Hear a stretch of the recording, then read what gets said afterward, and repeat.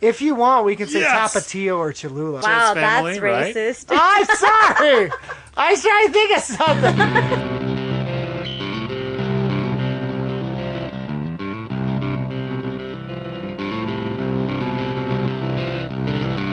Tales from the Ditch with a guest. Starring Sean Moss, Seth Wildshoot, Greg the sound guy, who will be fired due to downsizing. Brigitte Anderson from the lovely township haberdashery of. How you doing, Brigitte? I'm good. She's doing good. You, real quick, so you are involved with, and I thought I was right, Arbon? Yes. How long have you been practicing dark magic? Had to learn which. It is kind of cultish. No, I'm sorry. That was the only joke I had for the whole night. I was at work. I was all, this will be good. Wait till I hit him with this. No, thank you for coming down. Brigitte is a good friend of mine, someone we appreciate and respect, one of the tens of people who listen to this. Our very first female guest. It actually, because we have some lined up, but she was the first one to actually like come on and be like, I will take them on. I will challenge them on this garbage they would do. Yeah, That's for pretty whatever cool. reason, many females have declined because they just like intimidated, or maybe they're afraid of. We got a going into maybe. my We have backyard. one maybe with the person I asked. Yeah. But so thank you for coming down. It's really good. It makes us look a lot less like chauvinists when we have the opportunity. Especially because I gripe about them all. I talk to women this way. They're all, when's your female guest? I'm all, I don't know. Well, that's what I get, I guess, for asking, like, I really like your take on everything, but where's the females at? Yeah, right. Like, right. and then you're like, oh, you want to do this? I'm like, oh, shoot, I guess I will. I asked my wife, and that's what we ran into was she's like, I'm just nervous. I'm so nervous by it. And I go, well, we can give you, marijuana. No. I make so many jokes about being devil's lettuce, but I don't even smoke it. I just don't like the scent of it even. The funny thing is, a lot of times we have made similar jokes and not said, no, just kidding, or whatever. Yeah. And people assume that we were serious. Like Logan, when Logan was on, he goes, oh yeah, I was driving to California to get weed or something like that. And never said he was joking. And so people assumed that was true about him, which is hilarious to me. How about we add out this part so they still keep assuming that? I would like. So he'll say this. He'll say, so Logan was driving to get weed and cuts out. So I have a question for Brigitte. I'll just. Perfect. Okay, go. So I have a question for Brigitte. So, Brigitte, how long? So, I know you had, it sounds like some history in the church, like you were hurt by a church. Did you grow up Catholic, Protestant? Was it Mormon, Jehovah's Witness, other, which is the term I use for Scientologists, is other. What was kind of your experience growing up? So up until I was about 10 years old, I grew up Catholic. My family's pretty Mexican.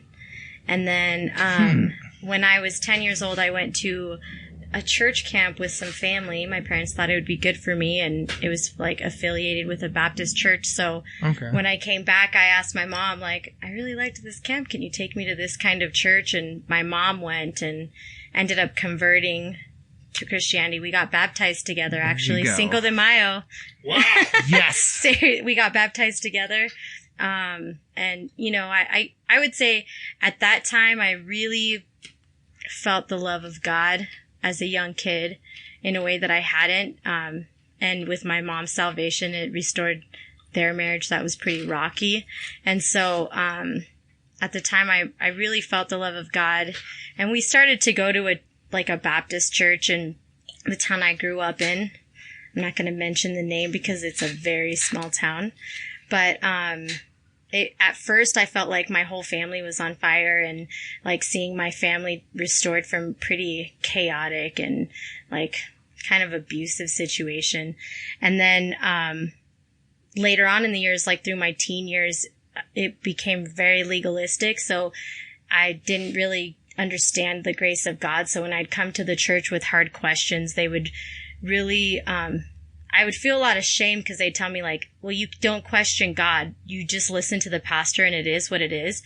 And so, I felt a lot of shame, like something was wrong with me because, you know, like I have these questions and nobody answers them. And I really felt like it was out of genuine curiosity. And then, when I was 18, I kind of got to a point like in a rebellious sense, like, well, you know, if this is what God is about, I want nothing to do with this. So about 4-5 solid years, I studied other world religions to see what was the truth. And completely turned my back on the church and was actually quite rebellious and would argue against Christianity using scripture. So God has a sense of humor, I guess.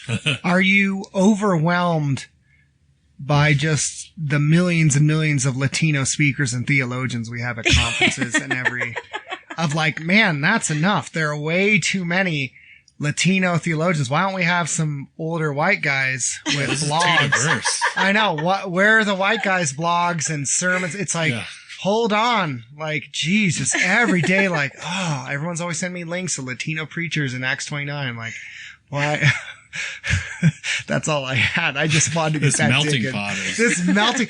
They always go like this. They go, we got Tabidi. I'm like, he's black. They're like, but we got Tabidi. I don't even think he's Acts 29. I think he's something else. Eric Mace is Acts 29. I don't think Tabidi is.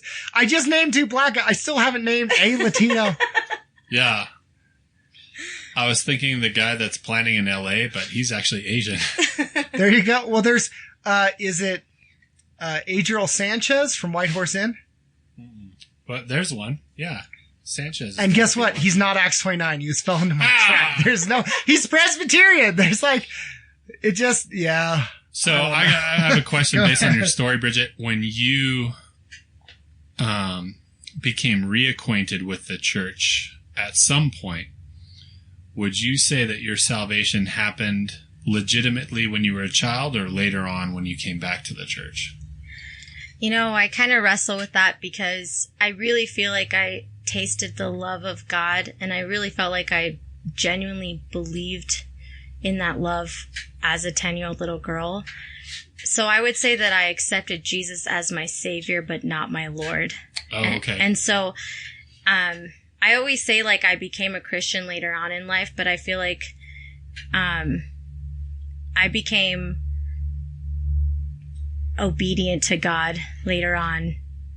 I would say, I don't know. So I wrestle if like the Holy Spirit actually dwelled in me because I didn't have a desire to obey God until I started going to Living Stones in Elko. Yeah, that's And hard. then like my heart was drawn to obedience, sin grieved my heart. And so I'm not sure when the Holy Spirit entered in, but it was, I know I believed with my whole heart, but I don't know if I experienced grace until later on in life. That's hard. It's, and we hear this story over and over because I grew up in the church, and we went to probably till I was 18, 12 different churches because, if a certain family member in my family got called out, they'd say, well, we feel Spirit leading us somewhere else. It was Seth, the family member. It was me. I'm all, listen, parents. But also it's like, I don't feel like, I feel like there was a good prayer culture in some of the churches we went to. Like, we really like prayed a lot. That's me tapping the mic. But there wasn't a huge thing of, well, grace. Like, there was very much like, it was almost like a constant self-assessment. Like, did you smoke weed this week? Did you look at this? Did you say this? And based on that assessment was where I was at with God and how good I could feel about myself. Like, basically like, okay, I did this. Okay, then I'm in a good standing. And constantly a worry about losing my salvation. That was another thing. I mean, I'm not sure, because you went to a few. Sean, did you go to, I mean, I'm trying to think of the ones you went to, because I don't want to say them by name. What was the ultimate sin in the churches? Was it smoking voting weed? Democrat. For me, it was blaspheming the Holy Spirit, which meant saying the GD cuss. See, for my experience, it was sex before marriage. It was like, like you're a wilted flower and God is so disappointed in you, you know. Have you seen Chandler's video on the rose? Yes. Yeah. I didn't see that crap. No one showed me videos. No, that would have been game changing when I was 18 years old. I think the biggest thing, the worst thing I could have said to my parents is, and not necessarily in this order, but it might be, was either A, I'm voting for Clinton, or B, I'm gay. If I said those, it's like, man, like, I don't know if there's hope for you. I could say I had shot a Muslim person and they'd probably go, well, let's talk about it. There's grace for you. But if I said, yeah, I think I'm going to vote, I'm not going to vote for Al Gore. I'm aging myself by saying that, Al Gore. All our young listeners are really connecting with that about the Al Gore. They're like, oh, finally someone brings up the Al Gore piece. But that was it. It was because it was very connected to Republican politics. And I remember when I evangelized to a friend of mine who was homosexual, some tensions grew at home and even an argument for evangelizing to him. So that, yeah, grace, I don't know. You and I were told about grace. No, not at all. But, yeah. I think it was weird for me because I had a similar experience to you, Bridget. At 17, I was saved, and I feel like I had this kind of gospel awakening, I guess you could call it, maybe. Wakefulness or awakening? Something or other. Was it a valley of vision? It was a valley of vision. While you were desiring God and wondering the reason of God. And I feel like, I experienced God. Thank God love wins. Yeah. Yeah, with your relational soul. Yeah. Yeah. It was a great divorce from your old self. Exactly.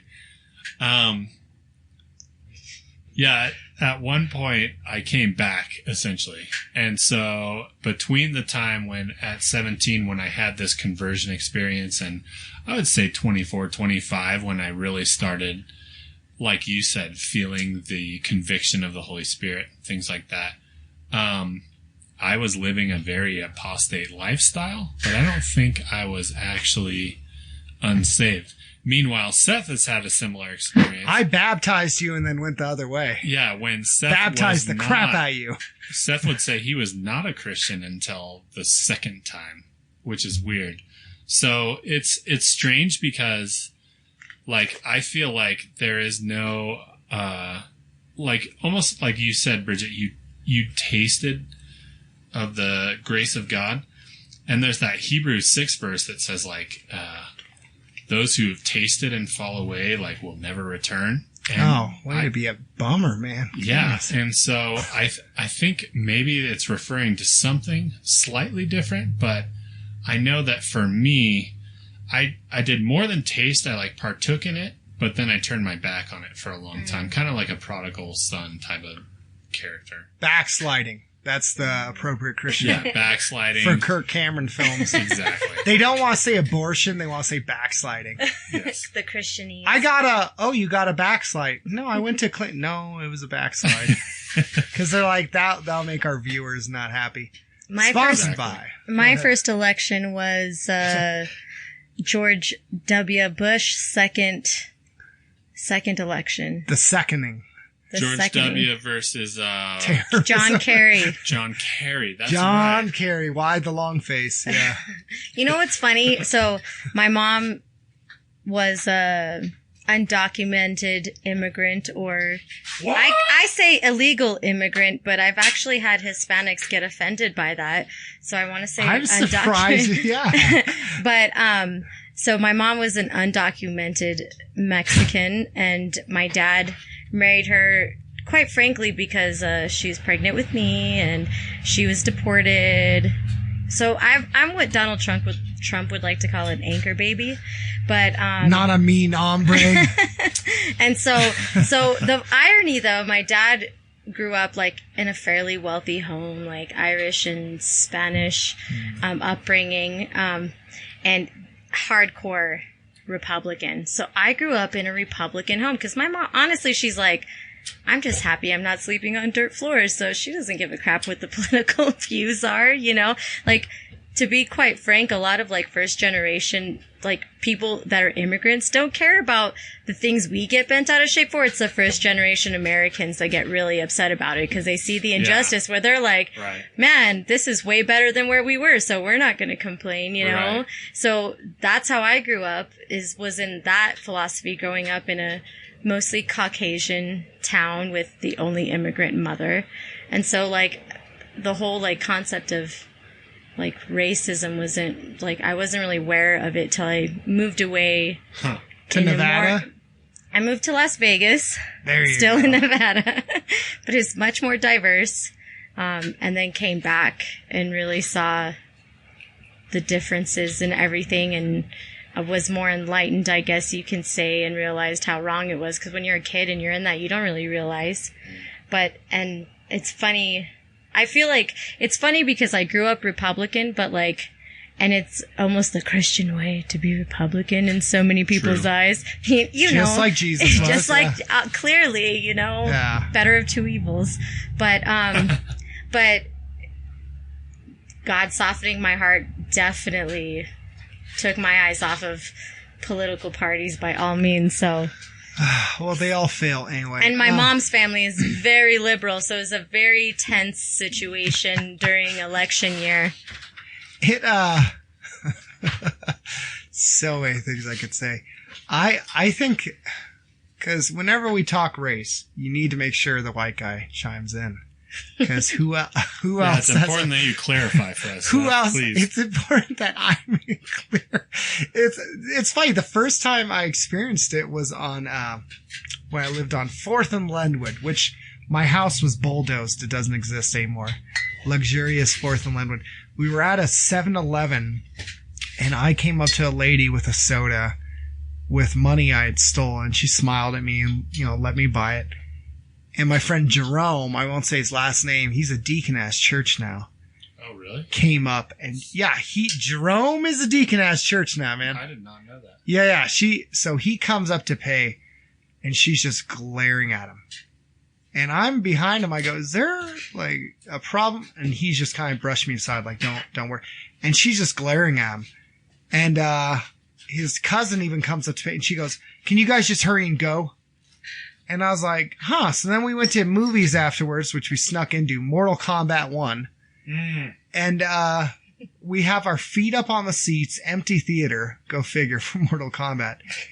And a security guard comes in at the theaters and goes, feet down. I put my feet down and he goes, I was talking to them, man. And I'm like, huh. And it was something weird because I went, well, that's just a coincidence that happened 2 or 3 times in a row. But it was funny. Jerome didn't gripe or complain. He almost acted like, well, yeah. And it wasn't until years later I read Anthony Bradley and listened to Dave Chappelle, of all people, where I went, maybe not everyone has my experience, because I was told, all right, this whole idea of racism doesn't really exist. It's not really an issue for anyone. They're all exaggerating. They're all making it up. Or if they are, the only racists are 1% of the whole population on Earth, and they all have swastikas, and we all know they're the bad guy, and we shake our finger at them and tell them knock it off because it's really, really bad. But the rest of them are lazy, and more minorities bring this on themselves, and if they would just blah blah blah. But there's no racism, and it was funny because if I said there's no lust, like no one would say, yeah, you're right. They all go, well, of course there's lust. We're depraved. If I bring up murder, they go, well, of course there's murder. But it's funny. I bring up racism. They go, no, we beat that. 60s, civil rights movement. I'm like, it's funny how lust didn't stop, murder didn't stop. No other sin stopped. And the Bible says it won't stop till Jesus comes back. Yet we are certain and confident. No, we beat racism. I go, but it says sin, like, it won't end till he comes. No, we beat this one. I'm all, really? Isn't it such a coincidence that the most uncomfortable sin to talk about is the one you've defeated and we need to brush under the rug and not deal with? They go, yeah, the other one is greed. If I say, man, we're so great. No, I think we're pretty good, pretty generous. I'm all weird. But if you bring up lust, they go, oh yeah, am I right? Yeah, we all lust, we all gossip, blah, blah, blah, all the safe sins. But racism, apparently we beat with a law, which it's funny for me, for a conservative, to say we beat it with a law, especially when they say government intervention does nothing. So it's kind of, I'm going off. I'm done. Yeah, no, it was good. I've been smoking too much of devil's lettuce, which is marijuana. Weed, Sean. It's legal now. Weed. Shane Clay. Claiborne's down with it. Go ahead. This is the saddest part. Like in elementary school and high school, like racial slurs were super common Like, we were the only Hispanic family. So people would call me, you know, Spick or Beaner. And it was like a term of endearment. And I didn't really know because people are like desiring belonging. And I talked to my cousins and they're like, are you kidding me? You didn't realize that? I'm like, it was all Caucasians. And then like leaving, coming back, and like where I come from, there's like people that still rock Confederate flags in their windows and good stuff like that. And so I don't know, man, like I feel like the social justice. And so before I became a Christian, social justice was big to me because I came to the realization of everything that was going on. But then for some reason you would think, according to a lot of Christians, was, you know, like when God changes your hearts, like things change, you know. But for me, I feel like I experienced social justice even more because of the Imago Dei. Like so for me, like the desire grew bigger, you know. And so, but not in a malicious way. Like I've before, it was kind of like in an aggressive way to belittle people who I thought was wrong. But now it's to have real conversation about things and real dialogue, because if our job is to love people well and to change hearts, then debating someone to death is not going to change their heart. Yeah. It's going to make them think that they're right and you're wrong. But actually engaging in a way that, in a language that they can hear, I think is a different thing. And I feel like that's the danger of, you know, theological arrogance or political arrogance, that it's belittling than actually encountering someone and wrestling through a situation with. So my passion grew stronger, but my demeanor softened in a way to engage. The other Imago Dei, I guess. Yeah, I think that shows like a lot of emotional and social intellect, like, because Seth and I obviously went through a phase where it was okay to use racial slurs. It was joked at. It wasn't even a big deal. Yeah, it was like a joke, or even like, I guess, lifestyle slurs or things like that. Or we would also, hating everyone, to be honest. Yeah, we were just angry little edgelords. But for some reason, at some point, the image of God becomes important. And you see it in people, and you see it in people who aren't just Christians. Like, I remember when I first became a Christian, and Seth was faking being a Christian, that it was so important to be able to make fun of Mormonism or Latter-day Saints. Jehovah's Witness, or like atheists or something like Nickelback that. fans. Yeah, exactly. You always have to have like a couple of things loaded in the barrel to be able to say, liberals. Oh, well, yeah, exactly. Look at these people. Does this make sense? Blah, blah, blah. And all of these things that I feel like kind of come from the Kirk Cameron, Ray Comfort sphere. Not them specifically, but maybe. And I also want to say, I hate saying like a lot of Christians. I don't want to categorize by any means. Like, just say the whites. Dusty whites. Dusty whites. I'm saying those in your experience. The perception of Christians that I would argue might not be Christian. Yes. White folk. But it's interesting, at some point, that stopped being important to me. Yeah. Before me, I think, you were already challenging me on stuff where I'm like, well, clearly you're going to vote for this. And Sean goes, well, if I don't vote. And I had a gasp. I went, excuse me? What? Actually, I remember a conversation that we had because your brother had just joined the Marines. As much as you have a rivalry with him, you were really upset that he left. Yes. And I think we were just going into middle school, or maybe we were just going into high school. I can't really remember, but there was some like Abby Kaufman, Jane Fonda, like throwing rocks at soldiers coming back from Vietnam literature that we had read. Yeah. And you had said, like, this is despicable. I always like that somebody would oppose the war is absolutely despicable. Not just the soldiers, the war, anything. I was like, why don't you just leave? Yeah, just leave the country. A little if you since don't, then, yeah. if you don't like this country, just leave. Like, blah blah blah.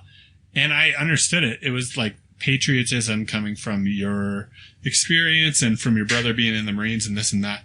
And I remember I go, if I'm honest, and I wasn't proud of it, but I was like, if I'm honest, I probably would have been somebody like spitting at soldiers or throwing rocks at them. Not because I think that's an appropriate way to protest a war, but just because I know that I get involved with movements and all of a sudden I try to spearhead them and I'm the guy in the front doing all the really terrible things and crossing the line in order to do that. And that was something that I feel like we've talked about, or we've all talked about, the cross point relational soul stuff. Like, my true self is in defense of like humanity and in defense of like attributes that are from the image of God. And my false self like comes in to try to say, well, I have this political reason why I can't subscribe to this truth about the image of God, or I have a social reason why, or a pragmatic, yeah. And so it's kind of interesting. Like, my true self was coming out as a teenager, which I feel like is when everybody else's false self came out as a teenager in our realm. So it's kind of weird. I don't know. That's all I had to say. All right, here's the thing. So I have to my wife always tells me to pause and think about what I'm going to say. It's so warm. We got to get an air conditioner. I did a shift today at the Yad. So people go, when you bring up social justice, they go, well, just preach the gospel. All right. So let's talk about that. First, Jesus came not just to reconcile us to God. He did, but to reconcile us to each other. All hostilities cease. All hostilities cease. And it means we seek what Jesus seeks, which is reconciliation, to be a peacemaker. Think of it, that we are the servants of a God who's a peacemaker. He loves his neighbor. When he sums up the commandments, what's the heart of it? Love your God, love your neighbor. That's the heart of it. So that's one, why you care about social justice, and that's part of the gospel. Two, if you go at consequences and implications of the gospel, Jesus is seeking to make things right. He's seeking not just to save us from sin, but to save us to something, the new heaven, new earth, where there is multiple tongues, tribes, nations, languages. So we're supposed to seek that, to show that now, because that's where the prayer comes, on earth as it is in heaven. When I look at racial discrepancies, I'm saying, God, on earth as is in heaven, and then to seek it with my actions to actually show, like, no, this is what the new kingdom will do. Now, I'm not saying that's all it is. It's not all like, well, Jesus is like, well, I just came to die because I heard about this Martin Luther King guy. He seemed pretty cool. Like, it's not, but it is a part of it that, yes, he saved us from sin, but he saved us to something. It's a new kingdom, which comes with new thinking, which comes with reconciliation, and says we have the ministry of reconciliation. And that's not just, well, reconcile God, but we're not friends with each other. It's brothers and sisters in the church. You and I are reconciled to each other. Now, if there are racial barriers in the way of that, we should care. And even if you go, okay, I'm not going to go explicitly gospel text, just the concept of fearfully, wonderfully made, imago Dei, made in the image of God. And you brought this up. If someone is made in the image of God, I don't give them dignity. I affirm it, like John Perkins said. It's already there. God decided that. So anything that defies that is anti-Christ, anti-gospel. It goes against it. And it also violates shalom, which is what we want. We want peace with our fellow man. So there's always reasons we can do it, because, I mean, I could do the same thing. I could say, well, stop talking about homosexuality. Just preach the gospel. And they go, well, hold on. That's in the Bible. I go, no, just preach the gospel. Or I say, well, stop bringing up abortion. Just preach the gospel. Well, but it's because race makes us uncomfortable, and it should. It should. Psychologists have talked about the idea that we socially constructed the idea of race a long time ago. And the reason I'm careful to say this is because a lot of people bring up race as a social construct. They do it to get out of arguments. They go, race is a social construct, therefore racism isn't real. We don't have to deal with it. That's not what I'm saying. They've talked about, really, we should be talking in terms more ethnicity, because most psychologists and sociologists say if you get into a real definition of race, we are not genetically different. I mean, we may have different skin color, but we're one group of people. the reason we socially started saying race is because that's a term where you can go, well, it's okay for me to hate them because they're other. They're a different race. They're not, like if you say, well, how can you hate another human? They go, well, they're a different race. And we used it to make them less. Like if you don't believe white is a social status, we thought Irish and Italian people weren't white at one point. We said they weren't. It's because it's not just a color, it's a social status. So race, in some sense, yes, we are a race of people, but it's been used to go, okay, you're less. We have separate races because if they're separate, we can distinguish, we can discriminate. Really what we're talking about is different ethnic groups or shades of skin or different cultures, different stuff like that. Different religions. Different religions. But the whole reason I still use the word race is because, one, people who usually say race is a social construct, they use it as a way to get out of the conversation. It's usually white people, and I can say that. I'm white. It's cool, dog. Two, it's because that's the context they know. Race may be a social construct, but racism is a real thing. So that's where we're at. And if I get to know someone better, then I'll dive into specifics of, hey, actually, we should be speaking on ethnicities, and it's actually ethnicism or colorism or different things like that. But that's if I know someone and I can go deep with them and I know them in a more intimate way. But the broad discussion is on racism and race, and that's what they know. So that's why I say more. I'll talk in terms of race, racism. Just like most people don't know soteriology, but they know salvation. So I talk in the terms they know. But we have this culture in America going on, and the church for some reason seems to always be 40 years behind. But it's like, it frustrates me. Just say that term. Just preach the gospel. All right, then stop bringing up homosexuality. Don't bring up judges. It's not specifically in the gospel. Don't bring up numbers. There's a story of redemption going on. And for some reason, we're missing the picture that involves all our brothers, brown, white. And I mean, it's crazy to me that there's such pushback on this. But another part of me understands, because really in America, our apostles are the founding fathers, and the Constitution is our scripture, and the guy leading the White House right now is our pastor, and it's garbage. So yeah. You know what's crazy? Really quick, I want to add to the reason why I said religion was, my husband there's this guy that he's from Iran, has lived in the States for about 9 years, lives in Milwaukee. He works at the same company my husband does. Awesome dude. My husband really hit it off with him, and like he grew up in a primarily like Caucasian family. And so for him, he's like, I really connected with this guy, and this was like a huge like wall barrier, like knocked down, you know, cause he's like in the same way as you guys, like, although he's married to a Hispanic woman, and like my family doesn't discriminate. We got blacks, Tongans, Mexicans, like we got everything. But like, you know, with his family, like that was a barrier that he had to cross as well, you know? And I think like, thanks be to God, he happened to marry me and was a little bit more exposed to ethnicities.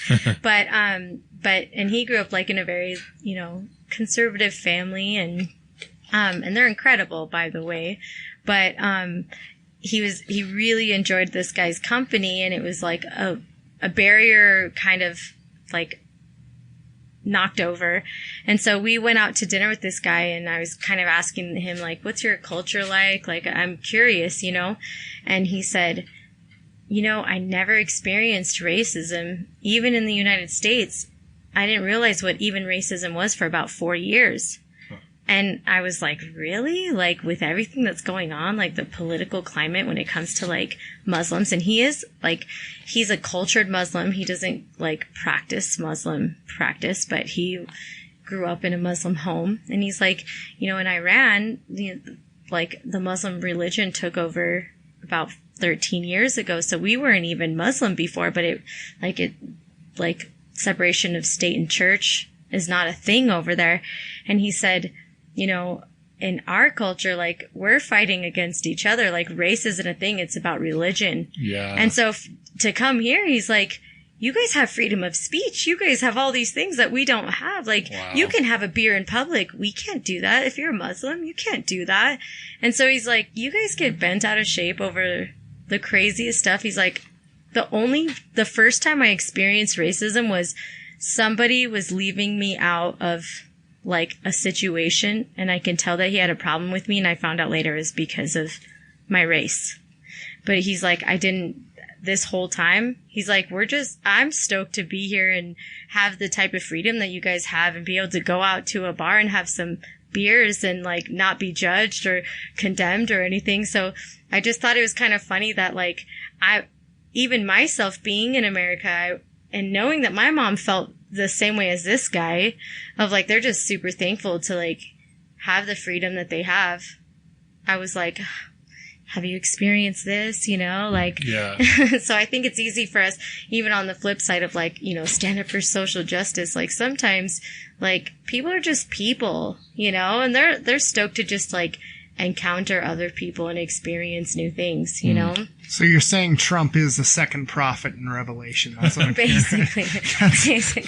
I only have a few jokes and I have to throw them in when I see an opening. That's all I got. I'm curious. I work at transportation, okay? I have to scribble them on a note and go, oh, this is And I'm not trying to minimize racism, by the way. No, like, by all absolutely. means, like, unfortunately, if you've seen my social media during election time, like, I have a lot to repent about sometimes. You know what I mean? Like, I think you I'm a were human fine being. in everything you said. I think it's totally great what The you major said. problem, and this isn't just a social media problem, but I think this is American culture problem, is everything is sensationalized. So if it's discrimination, it's sensationalized maybe to a higher degree than it actually is occurring. Or even if it's racism, sometimes it's sensationalized to a higher degree than it's occurring. And I'm not trying to, like you said, minimize the atrocities that have happened. But to some degree, it's like people can't get behind something if it's not the absolute extreme. It's our culture, yeah. And that's It's entertainment. like you Everybody said. wants a cause. Everybody's trying to get behind a cause. Exactly. And like Seth said, somebody else said, nuance is the kryptonite of American culture. We can't do, yeah, I saw it from Brandon Evans. We cannot, Yeah. we do black and white as opposed to, well, maybe it's a few degrees here or there, Yeah. which has worked out fantastic for our politics for the past Right, 9,000 right. years. It just, And stuff still needs correcting. Even if it's just a little off, it still should be corrected. But, I don't know. Anyways, it doesn't need to be built up to the point where you could get people behind it. Like, it should just be corrected because it is what it is. So anyways, I had a question for you, Brigitte. And not from an ethnic perspective, but from a gender perspective. You being one of our probably most faithful listeners, would you say, is there anything that you can think of that was possibly misrepresented by the patriarchy that has existed on this show up until now? Or why are you opening this box? any types of things that maybe like could use the wisdom of a female perspective or anything like that? And it's okay if you don't have an answer. Like I said, we can edit it out if it's stupid and I'm just stalling for the plane to go by. But feel free to just say no and we can move on. I'm just kind of curious. What would Jerry Falwell think about this, Sean, after giving us that award for diversity and That's true. tolerance? What would he think? He would roll over in his grave. That's true. He's alive. You know, honestly, I don't feel. I think I might have told Seth this. I was hoping, like, I kind of go into it hoping that something does rub me the wrong way, so I can be like, I'm gonna wrestle with this and kind of argue with this, which it might be like my natural nature. But like, there hasn't been anything that I feel like has been offensive or has put me off. Like, in fact, there has been a lot of things that have been super enlightening to me and quite educational for me. I just feel like sometimes from a female perspective, and I could be totally off base, like, sometimes things can be looked at from a gentler perspective, I guess you could say. Zig. So, What? A gentler perspective. What is for she getting? example, I'm assuming like at the point where Sean say he hates cops, or was we've it where he hates discussed- whites, or where he hates? something like that, where I jumped to the conclusion that we need to punch people or secretly approach them in an alleyway to make them stop doing what they're doing. Maybe there's a gentler way, or a way with more feminine mystique. Wisdom maybe? in the Bible is used a lot of the time in the feminine sense. Yeah, that's true. Which, wisdom is impersonated as a female. You know what Song. Eric Mason said. I'm paraphrasing. He said the reason it says for qualifications of an elder, and this is from Ryan Smith. So don't listen because he's wrong on everything. It's always good to hear a man's perspective about women. Always good. Let's clear this up. He said the reason it says the qualifications is husband of one woman is not just faithfulness and not to be married to multiple women, but that if you're going to be a pastor, you need to have that element of wisdom in your life so that you're supposed to be. And now this flies in the face of some guys who are like, I'm not married, I'm a pastor. Sorry, man. But it's like saying basically, you should have that presence of wisdom because it actually is a balancing of your spiritual equilibrium and actually can help you navigate those things and speak into your life. And that's necessary for the role of elder. Where I went, dang, I thought it just meant like I shouldn't be a polygamist. And it's like, no, you should be wise. I was all, Bible, why are you talking to me audibly? And yeah, I stopped smoking that. Yeah, I know this is misused a lot, but there's a proverb that says a cord of 3 strands is not easily broken. That's a proverb, right? That was in Doesn't Exist because 5'8" next to fallopians. But either way, it's true. Sean, me, and the spirit. 3 chords. I'm gonna make this as inappropriate and unprofessional as possible. Right. I have nothing. I want to apologize to our listeners for Ryan Smith. Okay, so I did not mean by the whole let's fight, and I did not mean that on the masculine sense. What I meant was I really love a male perspective because there is a lot of wisdom, and I don't want to say that men are all logic and women are all emotion. I don't want to say that because lots of men have lots of emotion. I know my brother Seth over here has quite a bit of emotional tornado was how they described it. He's a glass case of emotions.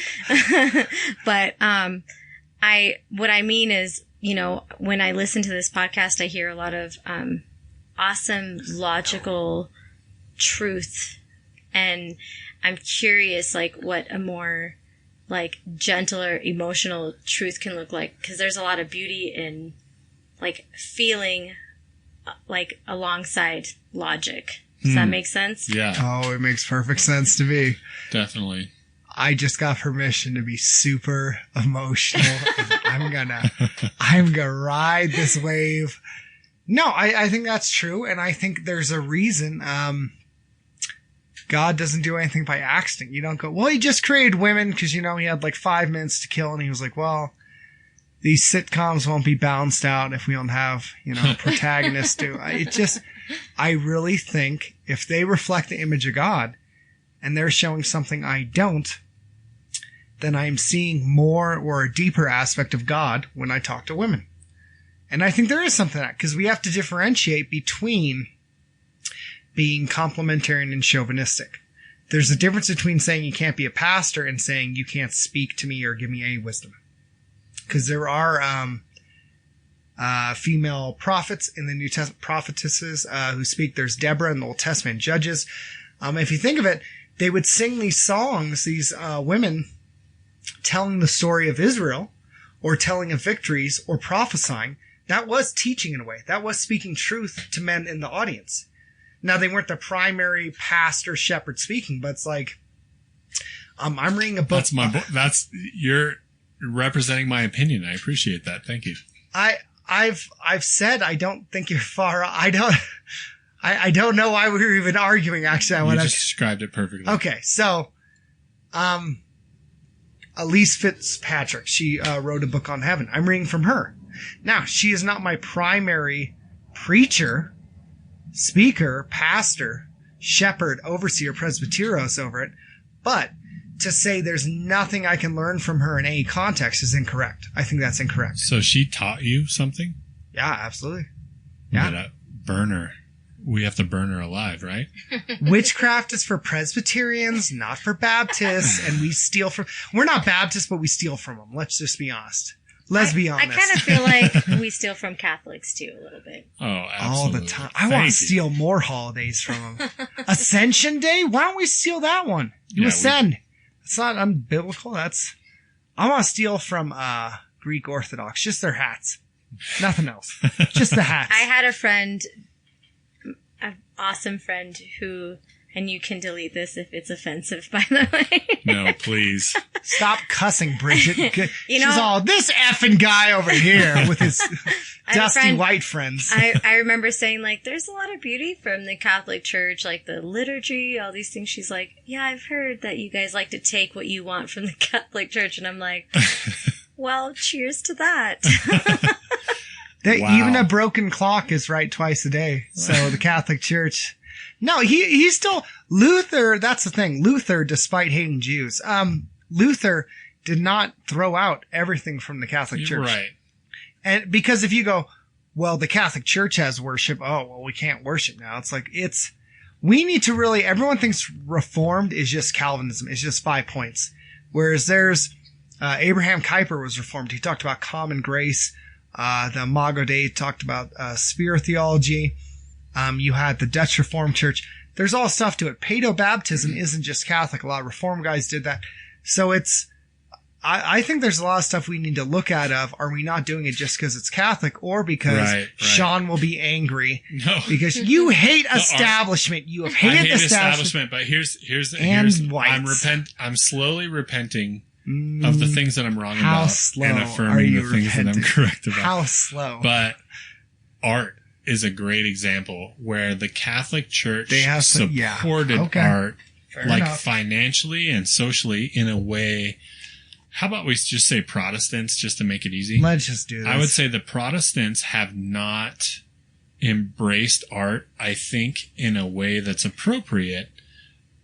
In comparison to the Catholics. Amen. Now, obviously, the Catholic Church went into a point where they're like art. They have the imagery. I feel like imagery is such a vital important to our senses when it comes to our Christian walk. Yeah. Right. And so for them to capture scenarios in scripture and take you to that place, it's a way of experiencing Christ in a way that you don't just get just by reading it. Right. Not everyone has that imagination, but there's something beautiful about art that takes you to that place. Totally agree. Yeah, you have stained glass and frescoes and music and giant buildings. Statues, yeah. All Jesus before Pontius Pilate. It's so funny. Like the rest, so much of our life is looking at things and visualizing them and saying, look how beautiful that is. And we get to church and we go, well, who cares what we're looking at? Yeah. And that's interesting. That won't go sideways. The intention is good. The intention is good because I think... To make us Republican. I think the Protestants said, hey, there's so much idolatry. We need to scale it back where there's only a cross and maybe American flag. An American flag. Or a steeple. We're gonna Is get that a thing? A steeple? Steeple. Here's the church. Here's the people. Open yeah. Here's things like that. Like that's it. Anything more than that is going to lead people to idolatry. And I think that was an overcorrection. And so there's a lot of beautiful culture that comes from, like you're saying, even the Greek Orthodox Church. They are huge on, have you guys seen the photo of, it's when Ukraine had a revolution and there was riot police and the protesters and the Orthodox priests are standing for, and they have their golden crosses because they say, well, we are physical people and God loves the whole of us. Right. And I was like, wow. I'm so much righter than your religion. But no, I looked at it and when they happen, because they are so much on the aesthetic of, no, God has come down into physical creation.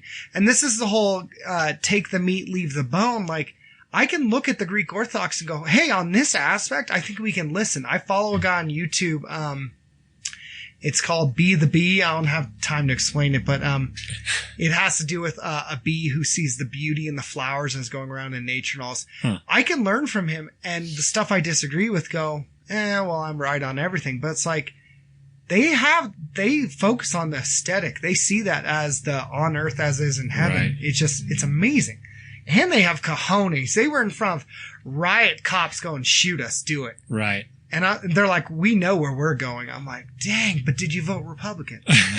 When I rebel against orthodoxy, it's only the stupid parts of orthodoxy. I think a lot of the art and a lot of the This other old things chestnut. are great. Yeah. Yeah. So my whole point is, like you're saying, take the meat, leave the bone, or however you want to say it. I think that's Take easy to joke around with. Take the Rubio, leave the Alex Jones. Yeah. Just, You know, I like Rubio. I know not everyone does, but I'd get a beer with him or smoke. He's all right.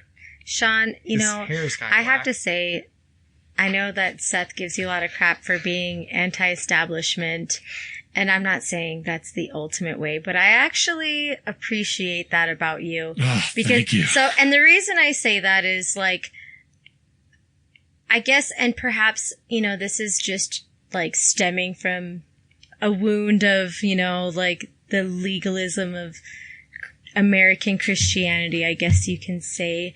There's so much beauty in the church, and I can spend all day on that, but we're talking about this. But the thing that I appreciate about you is like a frustrating thing for me, and I don't know if this is like sinful on my behalf, but the idolatry of political parties. And I feel like when you take a stand for something like, I refuse to vote and I don't trust any political party, like you're saying, I'm not going to put all my like marbles in that jar because my obedience isn't to a political party. It's, you know, like, and it's not black and white in scripture. It's not black and white in scripture that I have to vote and that I have to do this. I feel like that's kind of in American Christianity, like an extra biblical thing of like, if you don't vote, then you clearly don't love God, you know? And I'm not saying that's everybody, but like I appreciate that you're just like, no, if it's not in the Bible, then I'm not gonna like argue this situation. I'm just gonna like, if it's in the Bible, black and white, I'm going to do it. And it's not, you know? So I appreciate that. Oh, I appreciate Even though that. I vote because I'm a minority woman, so. Sean and his wife. No. Thank you so All right, much. tell me, and Sean, so he's known me 25 years. Time is just killing us, Yeah. man. So here's the thing. So Sean will say stuff that I feel like, I'm like, I know it sucks. And I look at authority and government. I really do. Here's the arrogance on my side, though. Sean goes, okay, then I'm just not going to vote. I go, no, I'm going to vote to protest. I believe I can actually change it. I am a special little seashell in the ocean who can turn all around. And I will specifically get into it, even knowing, like, I agree with what he's saying. And I go, no, I'm still going to vote because I need to speak. Everyone needs to hear my 2 cents. It's your originality. Like, I you just need to expose that. Yeah. I'm like, no, this has to be said, where Sean goes, no, if they suck, why would I even vote? And to be honest, like, I get his anti-establishment. You are the anarchist who I felt like has been sometimes 2 seconds from throwing the Molotov. Whereas I talk to the anarchist, but I'm still pretty sure I can turn it around. I'm still because you've said stuff. I go, yeah, I don't agree with either of them. And you go, well, but you don't like one candidate you like. I go, yeah, that's why I'm voting none. And you're like, you literally are just 2 shades from what I'm doing, but you're getting on a pedestal and shouting more and marching more. And I do. That's it. I'll march more than Sean and yell more. But at the end of the day, a lot of stuff he's saying, I go, yeah, that really sucks. But I have this sense of righteous indignation that they have to hear me yell that they're wrong. And just, I don't know, that's my way of like, I don't know, throwing a fist in their face, I guess. But it's just, your way is, I'm going to stay home and I don't care. I just don't give a crap. Well, it's like I feel like, correct me if I'm wrong, you think it really makes no difference if I vote anyway. So, Yeah. like, what's the point? Because, like, both That's candidates exactly suck. And, like, I feel like I tend to be more like Seth of, like, you know, if there is a chance that I have a voice, like, I'll make a change. Like, Right. you know, that social justice Peace side be of with me. you, sister.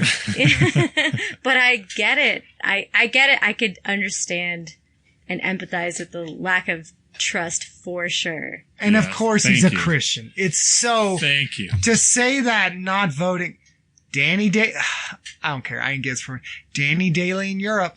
He's like, I will not vote until I can have someone who, in my conscience, I can look. I'm sorry. It's like, it is so funny that I'm like, so, Trump and Hillary. They're like, yeah, well, that is literally the best. You've had years to plan this. And they go, yeah, well, but of course you'll be civil in the debates. They're like, no. And I go, but the campaign will be clean. No. Oh, but we'll all be civil after. Oh, no, we're not doing that. I'm like, but there won't be guys with jacked up haircuts and tiki torches. They go, oh, no, we're doing that full blown. And I'm like, dude. Okay. It's kind of like the tiki torch lights, as Dave Chappelle. Go ahead. No, I don't. You go ahead. I was just going to say, go ahead. it's a World Cup year, but 4 years ago was the World Cup in Brazil. Remember? Oh, okay. I wasn't tracking with you. I'm tracking with you now. Okay. Yeah, track with me. Tracking with you. So 4 years ago, it was a World Cup. And they decided Brazil for whatever reason. And I think the World Cup is decided, 10 years before it happens or something like that. And everybody's complaining. They go, don't go to Brazil. It's a criminal haven. All of these terrible things are going to happen. And it's an awful place. And it doesn't deserve to be as celebrated as it is in media and blah, blah, blah, blah, blah. Just because they have cool beaches and this and that.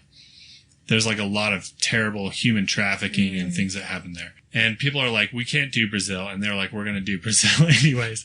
And they go to Brazil and it was just as terrible as they ever said it was going to be.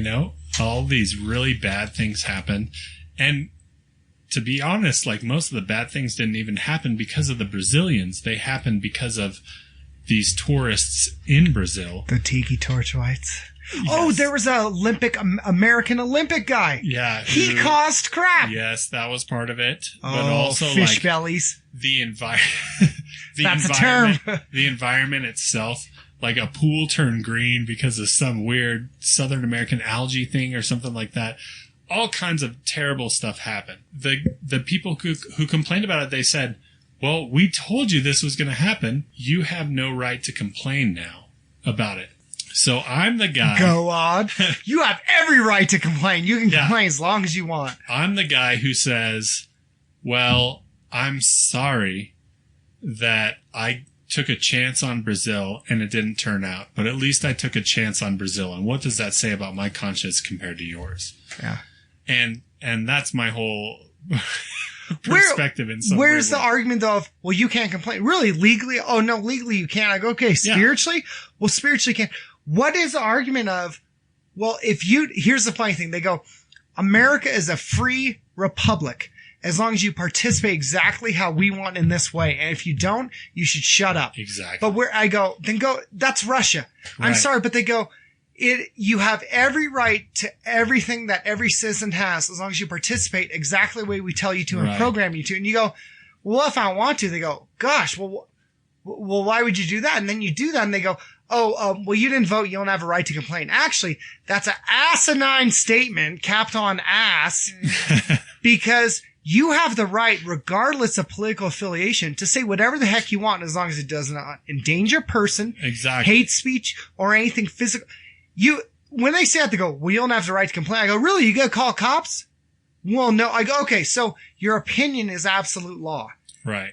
I think Sean is ridiculous, and he almost broke my neck once. But the point is, and you did, the point is, it's not political affiliation. It's not. Exactly. And they have no arguments. It's like this. It's like the whole, well, I said this to a family member. Well, if you're not going to vote for Trump, you're just voting for Hillary. And I go, fine. If I don't vote for Hillary, that's a vote for Trump. Right. And they go, well, that doesn't make sense. I go, neither does your whole freaking argument. It's, if you don't vote for Trump, it's really fine. The reverse is true. Well, no, it's only binary when I have an argument. I go, listen, I'm right on it. No, I didn't. We stopped arguing and had a beer because it was getting too heated and we were going to start grappling. So I think go ahead. Stop interrupting women. I do it every time.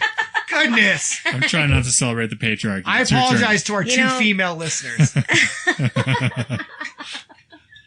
Sorry. It's funny, like, that you say that, because I was talking to a family member who is American, and they posted something that, like, really bothered me, which I shouldn't get bent out of shape out of social media. You get but it was along it was during a like election season where it was like, it was basically saying like, you know, what if you inherited this house that came down from generations?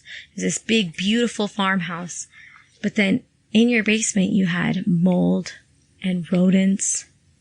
You're going to hire an exterminator to eliminate those rodents and mold, right?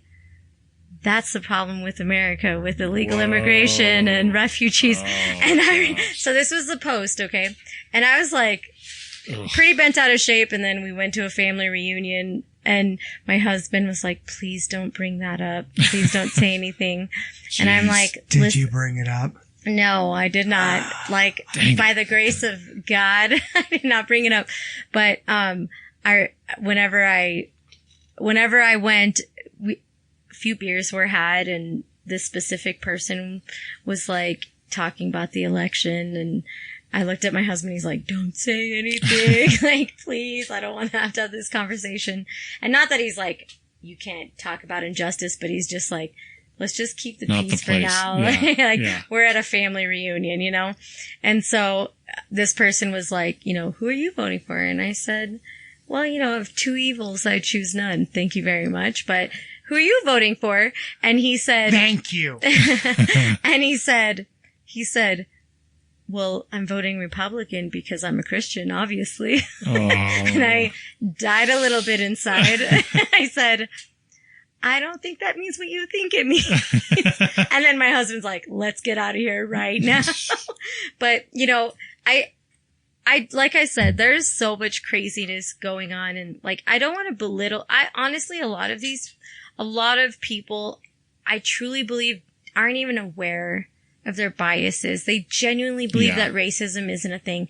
And I think that like encountering them with, you know, open conversation, sharing experiences, that's what breaks barriers, you know, not exaggerating something, not condemning, like their eyes won't be open if you're going to ridicule them. However, you know, on the flip side too, like, I feel like usually I'm more on the like, screw racism, like I'm going to stand for this. But like, I also see on the other side of the spectrum, I look at it as like a big world picture. And whenever, a good friend from Ireland, actually, Acts 29 pastor, we support his church actually with Living Stones. He came down to Elko and preached. His name is John Irvin? Yeah. Am I allowed to John say, Irvin. Yeah, am I allowed to say names? But he doesn't listen to podcasts, and Sean throws bricks at cop cars. Different country. We don't care about them anyways. But, so when he came down, it was literally like right smack in the middle of election season. Oh, wow. Or no, it was right after Trump got elected. Wow. But so he came down and we were kind of talking about it, you know, had a few beers, hanging out, and he's like, you know, I just want you to know, like, this election was really messy for the U.S. and we grieved with you guys. We prayed hard for you guys and we prayed for God's hand and all these things. And I'm like, thank you, man. Like, that's amazing to hear from another country. And I said, how are things in your country? And he said, well, we're basically taken over by a terrorist group called the IRA.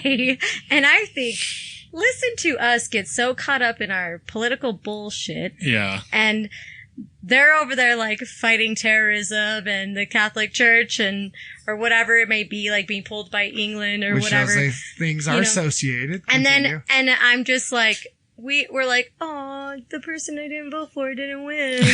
This guy said something offensive. And they're like, oh, we're trying to keep people alive, you know? Yeah. And it kind of made me feel small of like, sometimes Americans could be so egotistical and think that everything that's going on in our country, which is much more diplomatic than a lot of other countries and much more not diplomatic, you know, but like the world isn't about America. Right. It's not about the prosperity that we have in our politics. And it's like, you know what? Like, as Christians, we're called to look outside of that in a big world spectrum. You know, I'll get bent out of shape all day long about it, but for the love of everything, like, the world doesn't give a crap about you. How about you start caring about the world? Right. I just want to throw a flying knee into the face of the Tiki Torchwites. That's all. It's crazy. What stupid haircuts. They're freaking, what is it? They're tan little shorts. I don't get that. What's with the stupid shorts and the jacked up haircuts like that? Hey, don't make fun of my haircut. I started it. I had it before those Tiki Torch whites. What is it? What? Their shorts, it's like aren't they tan? They're tan like the khaki. I think so, yeah. They're like, we're white and it's okay. I'm like, yeah, you've had the country for a while. They look like they have weak jaws. I just want to knee them in the face. I know. I'll pray for them. I just want to knee them. It's interesting that I think Brigitte just broke the news that capitalism and America's world policing has not been the way to distribute the gospel to the world. Talesfromtheditch@gmail.com. Sean will answer complaints because I'm working. I got evals. I have 2 questions for Brigitte before we roll this up. Is one of them the important question? One of them's the important one, and one of them's the second most important question. Is this going to be about you hating cops? No! My question is this. The namesake of this podcast. Oh, yeah. No, have you experienced, and you don't have to say where or when necessarily, but have you experienced what we would essentially call a tale from the ditch? And I think the loose definition is maybe like enjoyable experiences in the high desert. You ever light anything on fire, blow anything up, hit a cop, throw a bottle, steal a tractor, So I don't want to talk about my extra depraved days in the years that I would not consider myself a Christian. However, as a Christian, I too have been to jail. Oh, wow. Was it county or prison? No. I want to know. No. I also was 8 months pregnant. Ooh. This just got so much better. Say much more now. Okay, so right, this is actually embarrassing. So pre knowing the Lord, I used to do roller derby back in the day, and then I got pregnant with my second child. Was about 8 months pregnant at that point. We used to have this motorcycle jamboree. This is probably a lot more boring than you're expecting it, so you know. Keep going. So we used to have this motorcycle jamboree, and I had a friend of mine. I was a bartender. I'm sorry. I need so many definitions right now. First of all, what is a motorcycle jamboree? So it's like a big, motorcycle jamboree. Come on, Sean. Motorcycle party? Race? So what is it called? The one in South Dakota, the big motorcycle. South Dakota. It's a motorcycle. I'm drawing a blank. Event. It's like a big event. People bring their motorcycles, and there's a bunch of booths and food and stuff like that. Okay. So kind of like Sturgis. Sturgis, yeah. It's like a mini Sturgis. For some reason, when you said South Dakota, I thought of the East Coast, and I was like, when you said jamboree, you was thinking of a bear on a ball. It's true. I was thinking exactly that. You're right. My husband is from South Dakota, so we've been around then when Sturgis was happening. And it's so like a mini Sturgis. So it's like a mini Sturgis, let's just say. So we used to have, it was like an annual thing, and at that time I was pregnant, but I had a friend that was like, I have this beer booth, you should, will you help me out with this? And I'm like, well, I'm pregnant, so that's super trashy, but okay, I could use the money. So I was bartending with another one of my friends. I had a bar card, she did not. I was a bartender before, and I was pouring the beers, she was IDing people. Well, there was some technically legal, right? Yeah, technically legal. It was all legal. And then when we got really busy, there was some cage fights next to us. So, nice. At this time, it got really swamped, and the cops would the police officers that I really respect were. Oh, you just said the name. Delete that. Okay. Okay. Bleep it. You can do the bleep thing. Remember the bleep? Okay. Yeah, we'll so the bleep police officers in this area like to do little stunt jobs because there's not a lot going on in this area, so it's a moneymaker at these type of festivals. So there was this cadet that was under 21 that like, paid for beer or whatever. And so my friend who was IDing people did not check his ID. And then I physically handed him a beer. So I got a ticket for serving a minor. Ugh. And so then I go to court. There was like 30 people there for serving minors because they did this all over the little mini Sturgis. Yeah. And so I'm like, I paid my $300 fee. You didn't claim entrapment? No. Oh man, it's a normal thing, and I mean, I don't know, I'm a minority, so we don't do that. Oh, okay, yeah, you're right. That's a white privilege thing. Sorry, continue. So I go to there, I pay my fee, all this stuff. So in the fine print, there was like, I have to take a drug and alcohol class. Fast forward 2 years later, I'm pregnant with my third child. I'm now a Christian. I'm serving a meal to another woman that just had a baby. My godly servant duty. I'm speeding back because it's my friend's birthday and we're trying to go watch a movie. I get pulled over and the cop's like, you have a warrant out for your arrest. So I come out of the car and he's like, oh, ma'am. He saw my huge belly. He's like, oh no. I'm really sorry. And I'm like, what is happening? Why am I getting arrested? He's like, legally, I don't have to tell you. I guess what? So I go to the police office or whatever, police Bollocks. station. I'm like bawling. And they're like, like checking underneath the elastic of my maternity pants. Oh my gosh. And they're like, ma'am, do you have any grenades or guns or knives? And I'm like, yeah, there's a grenade in my maternity pants, actually. Oh, and so gosh. I'm sitting there crying and they're like, oh, it's okay. At least like you're not pregnant and doing meth, And then they're like, but you were speeding. There's precious cargo, like judging me for speeding, but, not for being arrested. and, I get checked in. I got my cool sandals and my cool outfit and, I get bailed out. My husband's out of town. So I had to have my sister come bail me out. And they finally tell me, they're like, you didn't take this drug alcohol class, so you got arrested for this. Oh, yeah. So I had to go to court, pay $500 more. I think I made $350 in tips. Scam. So it was a total scam. Pregnant both times.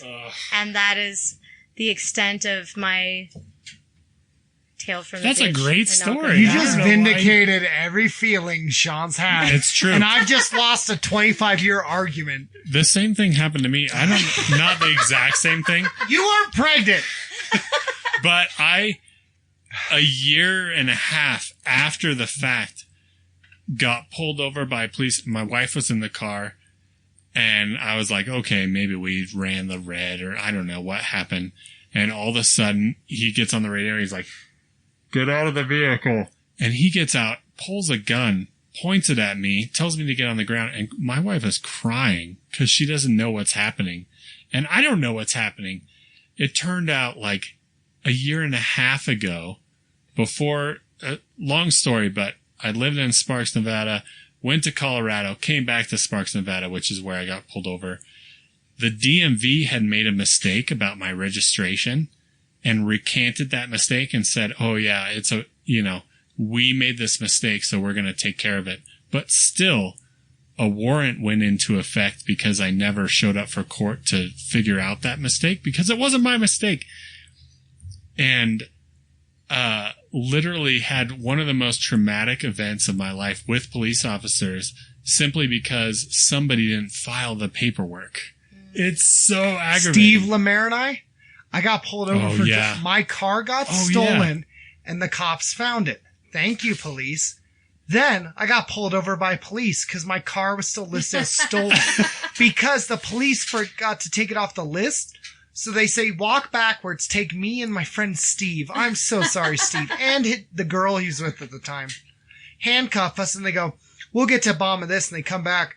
Oh, the car belongs to some guy named Seth. And I go, yeah, look at my license. And they go, well, you should have told the officer to take it off the list. And this is where I got angry. I said, one, I have to remind you to do your job to take it off the list when we found the car. Two, I did tell the guy and your officer say he did. And they go, well, it's just a mistake. No one's really at fault. I was like, no. And I started yelling and it got resolved. I was like, no, this is garbage. Yeah. And I'm sorry. Of all things you could shoot someone for, well, his registration's off. Yeah, exactly. Let's point a gun at the guy. But the fact that Seth and I had the Sean's opportunity to associated yell with at the police ISIS. officer Why would you get mad after about this? is Yeah. still kind of white Well, privilege. because I could, A little bit. I could raise my hands and make quick movements, and they're like, "It's okay. He's white. Don't worry. He's Well, not." If it makes you feel better, people don't know that I'm actually Mexican. In fact, I can't count how many times I've been told, "What? You're Oh. Mexican?"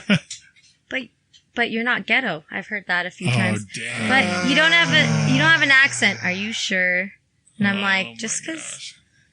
I'm like, my first language was Spanish, my friend. But Wow. Just because I don't talk like this doesn't mean I'm not Irish. Like they expect to. I could pick it up when you said "my friend."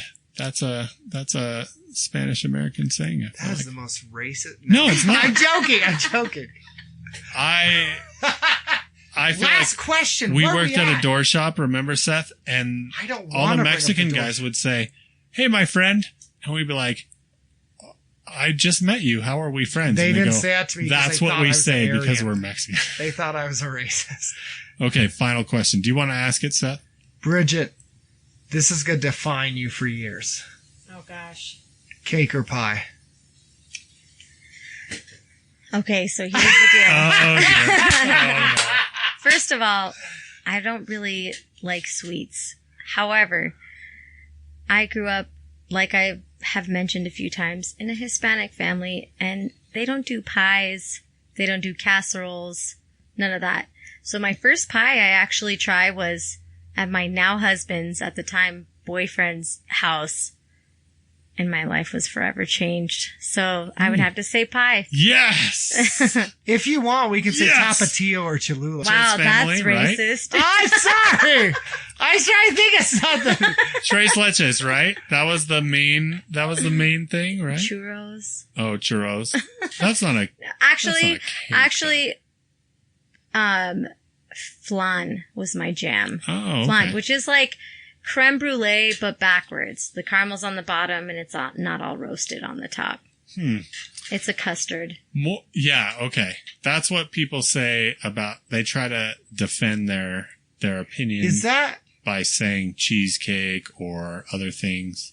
Flan is a custard, yeah. It's Flan's not a a pie. Is custard. leche milk or no? Yes. Yeah. And then con carne is meat, right? Or is that Yes. leche? Tres leches is 3 milks. it's like milk, cream, and condensed milk or something like that, right? I But only know it's from a no use It's for a the name most album title. pie-like cake I've ever had in my life. Well, But it's like a knowing- spongy, really liquidy cake. Yeah. Yeah. Is gosh, this is so But bad. pie, what was the There's- type of pie What type of pie? So, when you first discovered pie? apple pie. Oh, man. And I freaking love apple pie. It's my favorite. Oh, my gosh. I don't like pumpkin pie, which is like, So there is something to our American conquistador I wanna ask- culture all that right, came in. This and is, there's no good way to established say apple pie. this because Thanksgiving food is great too. Like, Oh, yeah. I don't understand like all the fruit jellos that no one Americans do. does. It's Like, terrible. I the agree. jello The salad. cranberries, Like jello. when I Stuffing hear is better than fruit everyone. salad, like that's weird to me. But It's 'cause like it's where disgusting. the cheesy potato casserole things. I like are stuffing, fantastic. turkey, and the potatoes. Oh, That's the like- green bean. My mom's stuffing. Green bean Admit it, casserole. Your Sean. mom's stuffing Sweet is potato casserole, not awesome. Yeah. Is that the yams with the Yeah. marshmallows? Yeah. I got this from Sean because he never steers me wrong. Is Cholula and Tapatio, is that just American for spices putting on there? No, like so tapatio. My Been family. saying it wrong like an ass for years. So my It's family. not tapatio. Tapatio and Cholula. So my family is from Jalisco, the state of Jalisco. Okay. They're from Guadalajara, Okay. and I actually said that very Caucasian sounding. Well. But tapatio, they're like Jalisco. People from the state of Jalisco are known for having big eyes. And so they call those people with big eyes tapatios. So tapatio really? is the hot sauce named after the Hispanics that live in Jalisco. I've been using big eyes on my food.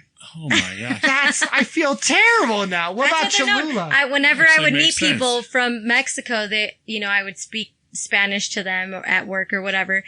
I used to do high-end retail, and they're like, "Oh, are you from Jalisco?" And I'm like, "No, my mom's from Guadalajara." And they're like, "Oh, I can tell you're a tapatía." So they can tell just by looking at you, like your eyes. Oh, wow. Or like how your hair, however, like it's kind of like, "Oh, are you from New York? Or are you from the South?" You know, like different accents too.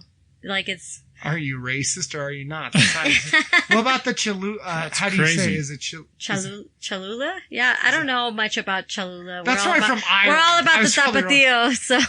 Gosh. I like pico pica. You and I have been living a lie. No, because you and Mark, I remember got into a debate about tapatio. I know. Mark was tapatio man for a long time. And I said it. I thought I had a slam dunk for years. I was like, I know. I'm white and educated and liberal. I'm so glad I learned that thing. I'm going to tell people that, and they're not going to know that I learned it from somebody else, and I'm going to act like I'm cultured. That's See, Sean being Irish, I would say, is a corned beef for alcoholism. I would say one of those. And I would say both. Yes. Brigitte, do you have anything else that you would like to say? I'm sorry for being racist. This is your time to say whatever you've ever wanted I'm to off say. my rhythm. Street smarts. Go ahead. Well, when you put me on the spot like that, you guys, I really do love America, okay? Good. It's okay if you don't. It's good. The NSA will appreciate that. I'll text the FBI guy who follows me I have around. a piece of tape over the camera on my phone, so we're good here. Wow, that's smart. Email to Sean at talesfromditch@gmail.com. I'll read them, but I won't respond because I have a problem with affirmation and wanting people to love me. Word. 30th episode today. This was our 30th episode. 30th episode. Yeah. That means something, right? It's pretty crazy. And a groundbreaking episode. It's our first episode with a female guest. That's pretty impressive. I don't see gender. That's so stupid. You're colorblind too, aren't you? I don't see red or green lights. I just drive and smash into people. Met my wife. I was all, man, woman, who can tell? Let's just get married. So lame. Yep. Truth. First thing I ever knew about you. First thing you ever knew about me. Oh, dear Lord. Oh. All right. Well, Joe Rogan, lose my number.